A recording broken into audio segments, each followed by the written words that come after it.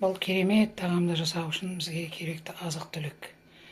Мына тауықтың төс етін алсаңыз болды, қалғандарыңыз үйден табылады. Міне тауықтың төс етін ұзын шағып турап алып жатырмыз. Мына жұмыртқаның ағы мен сарысын ажыратып алып жатырмыз. Сарысын мұнда салып жатырмыз да, ағын бөлек құйып алып жатырмыз. Енді мына бізге дәмдеуіштер керек. Қалған дәмдеуіштеріңіз салыңыз. Енді бізге мынау соя тұздығы керек. Енді осы соя тұздығын әдемілеп араластырып алған соң, енді бізге мынау крахмал керек. Мына қарақұмық пен күрішті бірге салып жібердік. Қазір жай отта астын жай қойып, 20 минут пісіріп аламыз.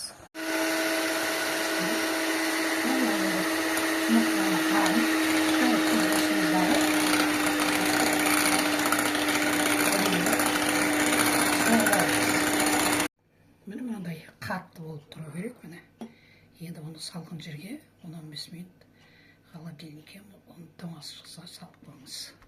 Бұл мұздай болу керек екен. Міне одай ортада күрішіміз бен қарақұмығымыз әдемі болып пісіпті, қараңыз. Бұл дайын. Енді мынау жаңағы тауықтың жұмыртқасының ағын салып әкелесіз. Маринатталған тауықтың төс етінен енді өстіп қатты оттан орташа от өстіп пісіріп ала беріңіз. Міне екінші жағын аудара беріңіз. Айқай-шайда байқаңыз.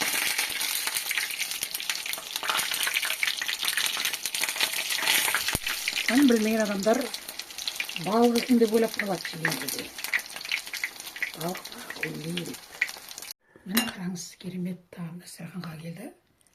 Қараңыз, қандай керемет тауықтың төс еті деп ойламайды да мұны ешкім. Міне мына кесіп көріп жатырмыз, іші піскен. Мына қаймаққа салып жесеңіз де, неге салып жесеңіз де, өздеріңіз білесіздер. Жанында қарақұмық пен күрішті қойдым. Қалай қойсаңыз да жарасады. Астарыңыз дәмді болсын.